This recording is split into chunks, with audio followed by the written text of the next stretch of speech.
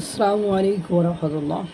বহুত আশা করে বিদেশ থেকে উড়ায় নিয়ে এসে নোবেল শান্তি বিজয়ীকে বাংলাদেশের ক্ষমতাভার দিয়েছিল ছাত্ররা।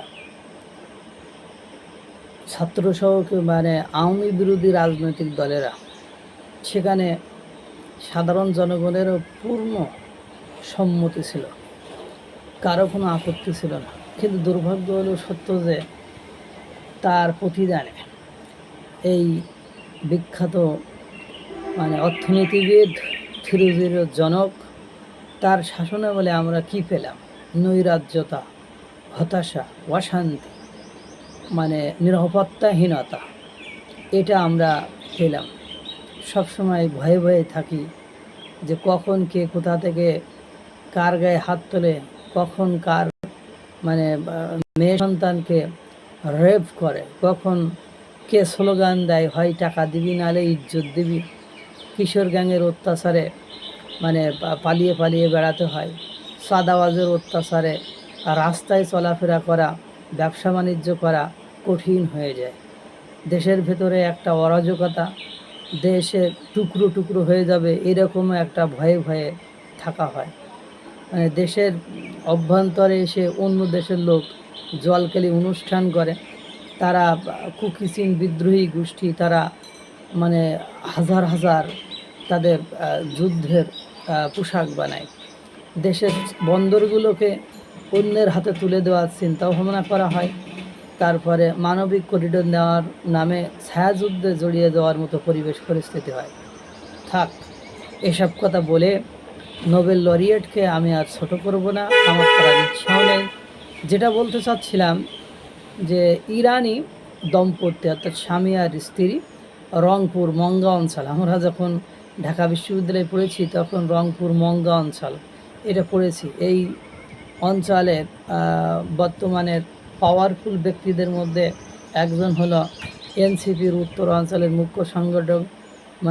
যতটা না সাইজ তার চেয়ে বড়ো, ঢোল যত বড় না বড় তার চেয়ে বড় তার বাজনা। সেই ইরানি দম্পতি রংপুর অঞ্চলে যে কোনো একটা কারণে গিয়েছিল।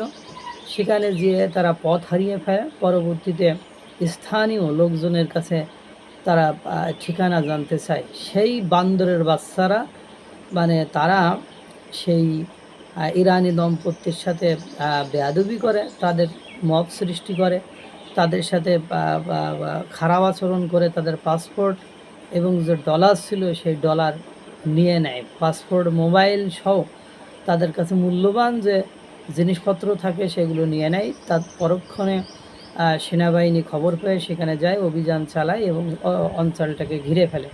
পরবর্তীতে উদ্ধার করতে পেরেছে কিনা সেটা আমাদের জানা নেই বা এখনও সেই নিউজটা পাওয়া যায়নি। এ হলো অবস্থা।